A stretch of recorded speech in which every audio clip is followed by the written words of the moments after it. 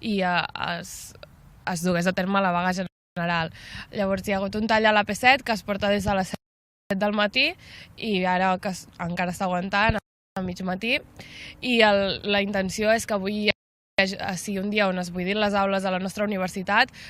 Entenem que com a estudiants amb tot el que està passant seguim dient que tenim moltes coses a reclamar, que el moviment estudiantil té un paper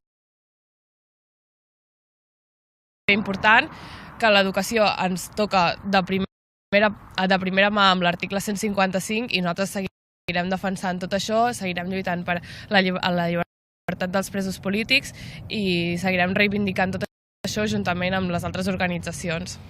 S'ha arribat a les 7 del matí a l'AP7, s'han tallat tots els carrils, llavors a mica que ha avançat el matí s'ha anat deixant algun carril perquè passessin alguns cotxes i s'ha anat tallant cada 5 minuts.